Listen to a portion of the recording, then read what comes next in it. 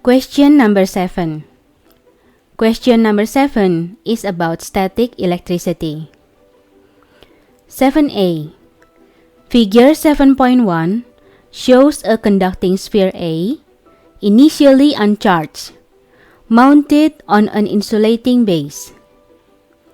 The positively charged non-conducting sphere B is brought close to sphere A without touching the sphere. AI. On figure 7.1, draw the resulting distribution of any positive and negative charges on sphere A. The conducting sphere A is initially uncharged. Therefore, sphere A has both positive and negative charges inside it. The positive charges inside conducting sphere A will be repelled by the positively charged non-conducting sphere B. So we have to draw the positive charges inside conducting sphere A on the right side of the sphere, like this. The negative charges inside conducting sphere A will be attracted by the positively charged non-conducting sphere B. So we have to draw the negative charges on the left side of conducting sphere A, like this. Remember, sphere A is initially uncharged, so you have to draw the same amount of positive charges and negative charges inside sphere A. Number 7a, double I. The sphere A is now earthed as shown in figure 7.2. On figure 7.2, draw the distribution of any positive and negative charges on sphere A after it is earthed. When sphere A is earthed, the connection will allow the transfer of electrons from the ground to the sphere and vice versa. The right side of sphere A is filled by the positive charges, and sphere A is also earthed on the right side. Therefore, the electrons from the ground will be attracted by the positive charges on the right side of the sphere.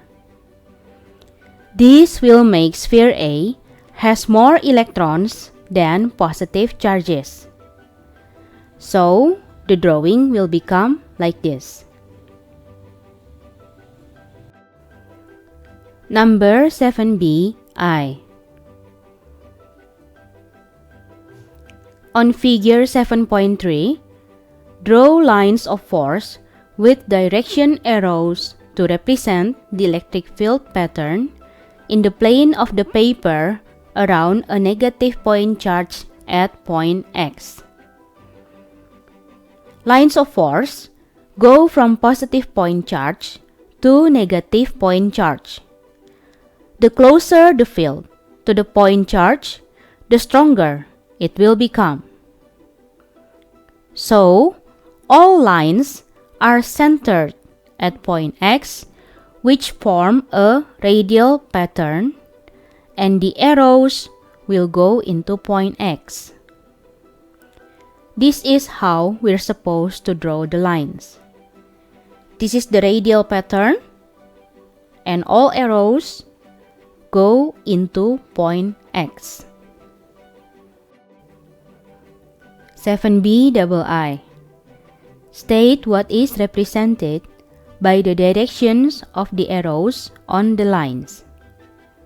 It shows the direction of force on positive charge. Let's move on to question number 8. Question number 8 is about electromagnetic induction.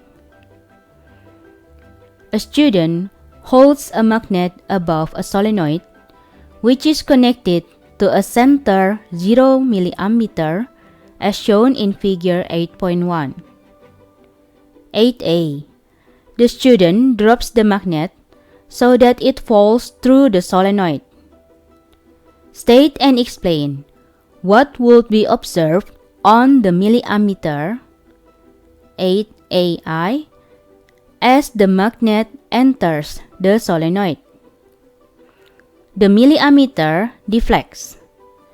The deflection shows that the current flows. The current is produced due to the change of magnetic flux, which induces EMF in the solenoid. 8a as the magnet speeds up inside the solenoid. Greater deflection occurs since the rate of change of magnetic flux becomes greater too. 8b. As the magnet passes into the coil in part A, the coil exerts a force on the magnet even though there is no contact between them. 8bi. State the direction of this force.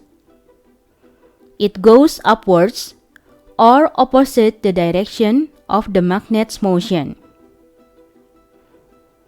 8bi. Explain how this force is caused. The current inside the coil also produces magnetic field. The overlapping of magnetic fields from the coil and the magnet causes the force.